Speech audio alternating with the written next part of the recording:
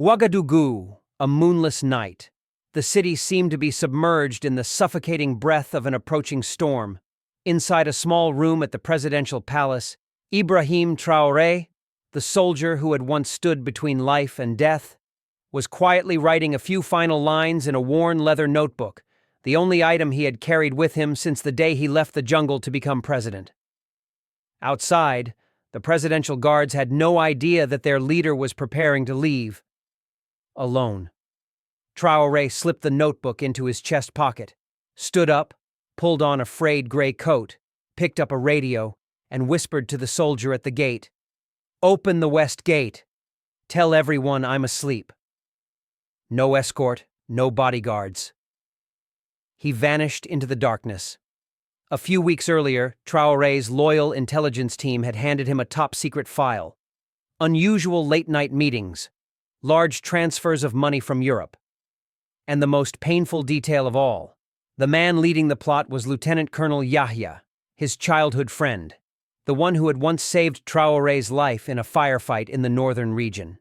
Ibrahim didn't believe it, until the recording played. When he goes to meet the northern commander, that's the perfect time. Once he's dead, France will support the formation of a new government. Yahya will become Minister of Defense.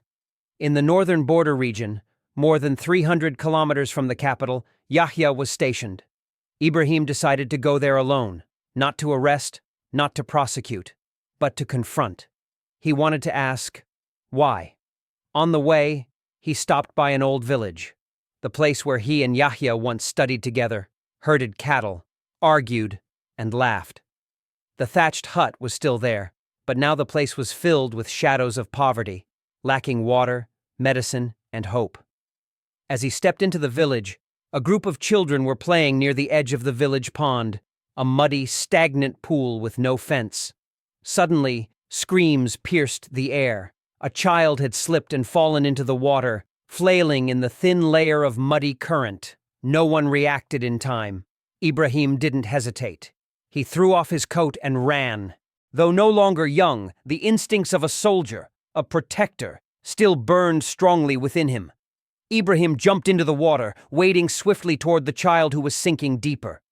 Within a few tense seconds, he pulled the boy back to the shore. The child coughed violently, then burst into tears.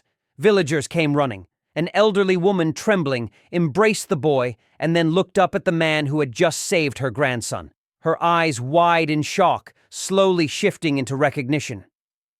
"Are you Ibrahim? The one who once shared his last piece of bread?" Ibrahim wiped the water from his face, bowed his head, and replied in a warm, steady voice, "Yes, it's me." As Ibrahim approached the military outpost, he made no attempt to hide himself. But his boldness did not fool the watchful soldiers. Just 100 meters from the gate, 2 guards flanked him from behind and tackled him to the ground. One of them kicked him hard in the side, while the other tied his hands behind his back. "Who gave you permission to be here? Name!" one shouted, striking him in the face. Ibrahim did not resist. He simply said, "Take me to Yahya. Tell him the one from the past has come to return a promise." The calmness in his voice caused a moment of hesitation, but orders were orders. They blindfolded him, dragged him across the dusty parade ground, and shoved him into a dark room. When the blindfold came off, Ibrahim found himself face to face with someone familiar.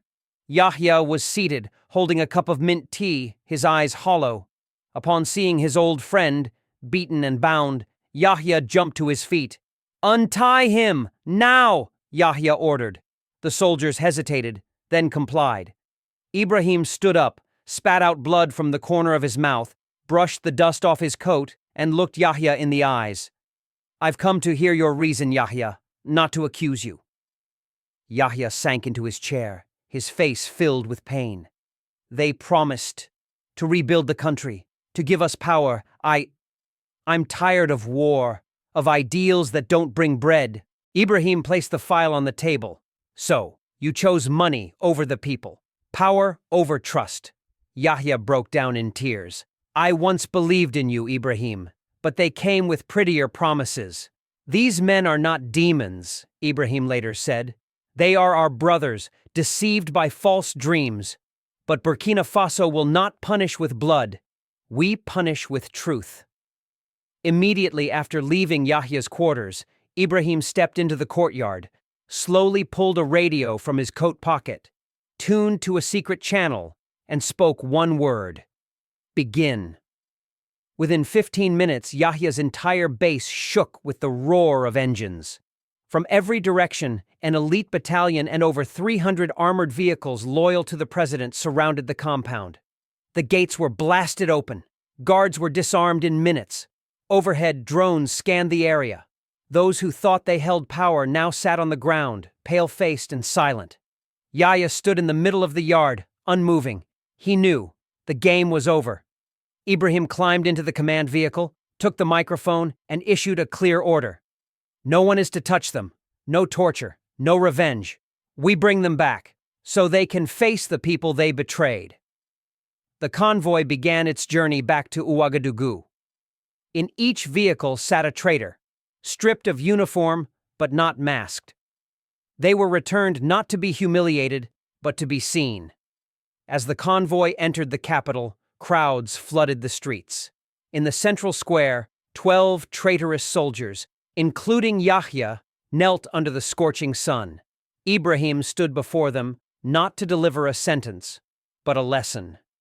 "These men are not demons," he said once more. "They are our brothers, lured by illusions.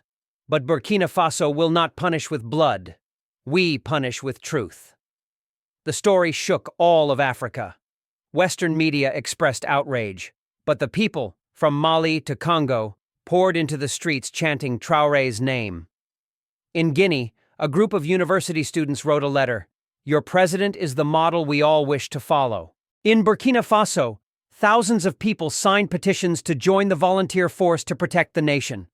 On the university wall, someone had painted a bold message: "You can buy a gun, but you cannot buy patriotism." Ibrahim did not send Yahya to a military tribunal. Instead, he placed him in a special rehabilitation camp, a place where former soldiers, intellectuals, and misled youth would learn the true history of their country. "I don't need more prisoners," he said. "I need people who once misunderstood, to find their way back." One evening, Ibrahim sat alone by the window of the presidential residence, turning on an old radio. His mother's favorite song played, a sorrowful folk tune about betrayal and quiet resilience. He whispered, "Mother, I cannot save everyone, but if I can save even one soul, then my life has not been in vain." During an emergency session of the National Council, Ibrahim announced the Charter of National Dignity for Burkina Faso, a declaration that affirmed no foreign military presence would be accepted. No mining contracts would be signed without a public referendum. True national history would be taught from primary school onward.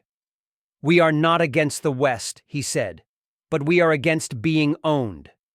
3 months later, Yahya, the man who once plotted to assassinate the president, wrote a letter to the entire nation. In it, he confessed, "I was blinded by promises, but it was Ibrahim's silence and forgiveness that showed me the light. I am no longer the future minister of a puppet government. I am a free citizen of Burkina Faso." The letter was read aloud at the first graduation ceremony of the National Rehabilitation Program. Ibrahim was not present. He was in the countryside, planting trees, talking with farmers, teaching children how to write their names. And the old plane ticket, the one that bore his name on the day he flew from the jungle back to the capital, still sat in a drawer, a quiet reminder. Leadership is not about standing above the people, but about kneeling lower when the people need you most.